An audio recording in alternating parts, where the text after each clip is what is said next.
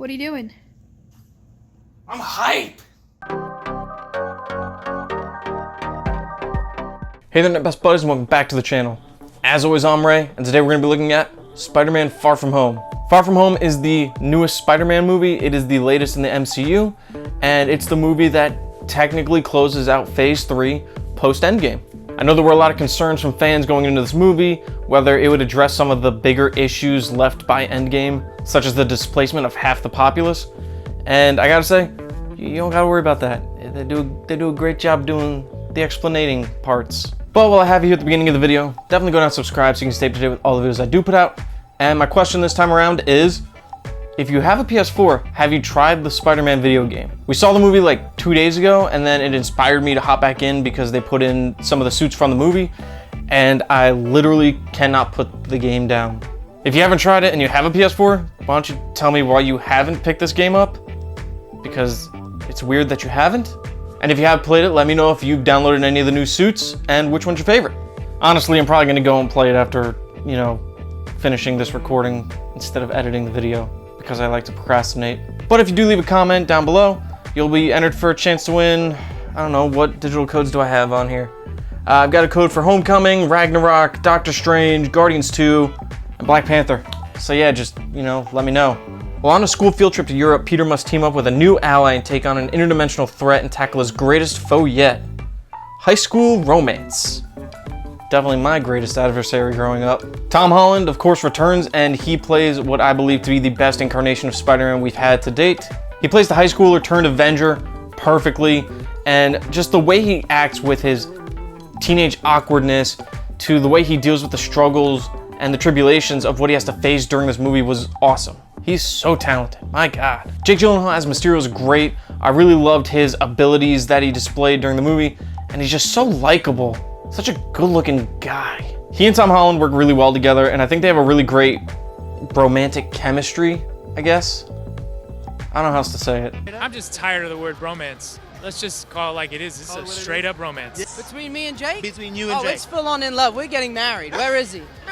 Where's my husband? Speaking of chemistry, Tom Holland and Zendaya had a lot of it. They were really good together, and I'm really excited to see where the future of the franchise and the MCU takes their relationship. Honestly, if there was ever a time for them to implement the One More Day storyline, where he has to basically give up his relationship with MJ to save a dying Aunt May, I would absolutely be okay with him, giving up Zendaya for Marissa Tomei. The two other characters that I want to touch on are Ned, who I really liked his journey throughout the movie, I guess you could say. I thought it was really funny. It plays out exactly how you think it will, but it's still fun to watch. And I really liked how Happy Hogan kind of has to become this new mentor to Spider-Man after the events of Endgame. It's really touching to see how their relationship changed from him being really bothered by him in Homecoming to now basically becoming this new father figure for him.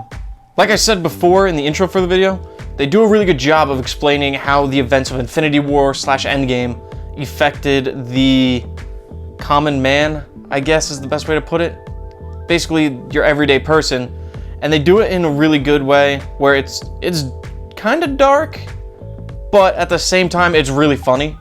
I think my favorite aspect of this was the way they introduce it is during like a high school video that they made for the morning announcements that, Betty Brant was on in the first movie. And I love how the second kid is freaking out because his younger brother is now his older brother because he got snapped but his brother didn't. Also, the fact that they have to retake their midterms, even though they literally just took them, strikes a really, hard chord in me, because I didn't want to take midterms in high school, and they have to do it twice in basically the same, more or less week. Why? I do really like how the film shows Peter struggling with this new responsibility the world's kind of throwing on him to be the next Iron Man, and a lot of the struggles of him trying to assume that mantle, which, there of course would be. Another element I liked was how they really tried to tie this movie into the other MCU movies, some as far back as Iron Man 1, with some of the story beats and some of the characters that return. The action in here, just like every other MCU movie, was fantastic. I really enjoyed it, and I really liked I don't know if anyone else is really calling them, but this is the best way I can describe it. The nightmare sequences, those were really cool. As far as issues go with the movie, they're pretty small and might be a little nitpicky. There are moments where you can definitely tell that some actors are on a green screen. There's a few moments where the visual effects aren't super great, which, you know, normal MCU issues. There's a little bit of scene editing issues, I think more towards the beginning of the film. I didn't really notice them throughout the rest. And the last thing that I kind of was a little confused by was they have a scene with Flash towards the end, and they don't really do anything with it, even though it seems like they may have wanted to. So I don't know, it just felt a little out of place being there. They probably could have incorporated the theme of that scene better in another part of the movie, but whatever. Maybe we'll get more of it in Spider-Man 3? Honestly, overall, this is one of my favorite MCU movies. Definitely. This, the first Spider-Man, they're so good. In the end, the movie is a great close to Phase 3, as well as a perfect follow-up to Endgame. It has loads of heart, a lot of humor, and sets up the future of the universe pretty well.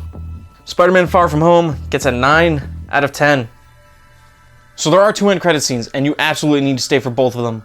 The first one brings back a character that we didn't think would actually ever come back due to the rules of rebooting franchises, and makes you want the next Spider-Man story almost immediately with what it sets up and what the repercussions could be of that. So I really want the next Spider-Man, like, meow. And the second scene, it brings back another character that I really liked from a movie I didn't really like, and kind of explains some of a more nitpicky character issue I had with a couple of the characters, and also has some pretty big implications as to what's going on behind the scenes with the MCU, I think.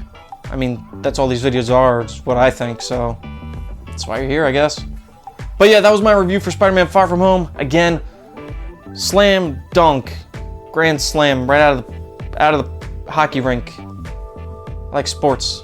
As always, thanks for watching the video, guys. It means a great deal to continue to watch the videos that I do put out, even when I don't put them out for a couple weeks. Like I said in the beginning, definitely go down and subscribe so you can stay up to date with all the videos that I do put out. And let me know down in the comments if you played the Spider-Man game and all the, you know, little questions I asked along with that for a chance to win one of those movie codes. Also, give the video a like and share it with a movie-loving friend. Thanks for watching, everybody. See ya.